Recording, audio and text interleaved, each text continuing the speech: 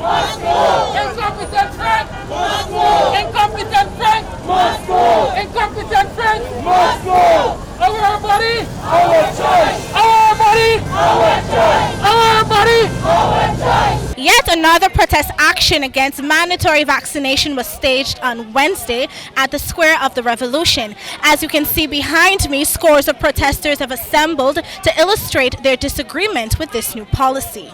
The updated gazetted COVID-19 regulations released in July 29 has been heavily criticized by a fraction of the Guyanese population who have referred to the new health policy as dictatorial. The new measures mandates the provision of a vaccination card or a negative PCR test to enter any government agency or to simply operate any form of public transport or dine at a restaurant. However, although the government has maintained that these measures are necessary to keep citizens safe, especially in the face of the arrival of the deadly Delta variant, some remain adamant that they will not be bullied into taking the jab. AP New AFC Member of Parliament Natasha Singh Lewis opined to this newscast that government does not care about its citizens. This, she said, was clear by the recent actions of the Minister of Education, Chant, where police officers were called to escort unvaccinated employees out of the building. That has never happened. I have worked with at least 4 ministers of education, and chant proved to be the worst of them. You understand? We have never had any instance where a police had to come and escort an employee for not complying with the rules in the workplace. We've never had that. Minister Manichan has since refuted media reports that anyone was handcuffed or escorted by police out of the ministry. According to Lewis, the AP New AFC is not anti-vaccine but anti-bullyism. She also shared the belief that the answer is through education. You have to meet the people where they are, through whatever means. You have to do that. And I believe if the education program was across the board and we would have catered for the different stakeholders, we might have been in a better position with the vaccination.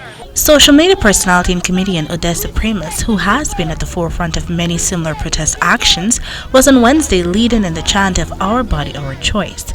According to her, the government must meet the people halfway instead of choosing to be a bully. COVID is not a joke. I don't find it as a joke. I don't think it's something that is not serious. But at the end of the day, you have to be creative enough. It's not about being a bully. You cannot sit down and tell people they have to nothing. Just telling people they have to is going to, a lot of people are going to put up a resistance. Because if I feel like you're forcing me to do something, then I would want to know why. An extension given by the Ministry of Health 2 weeks ago is also expected to end on Wednesday. Even so, persons are saying they will not be bullied to take the vaccines. It was signaled by Patrick McGarrell, a bus driver for over 10 years, that the government should have given public transportation operators, especially bus drivers, more than 2 weeks extension to comply. According to the government, the timeline for compliance ends today. Some of these people are paying bus installment and these kind of things that need to be addressed. A man can't take the vaccine, next thing he can pull the bus off the road because of injection, the bus gets seized. Embracing poverty. Can't feed his home, embrace more poverty, friend. You can't get to work, next thing we're going to find a set of steel teeth, man.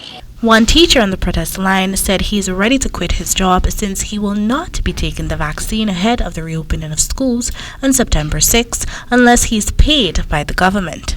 My suggestion, if they want me to take the vaccine, they must pay me $1 million. Then I will take the vaccine, so that can cater for my health.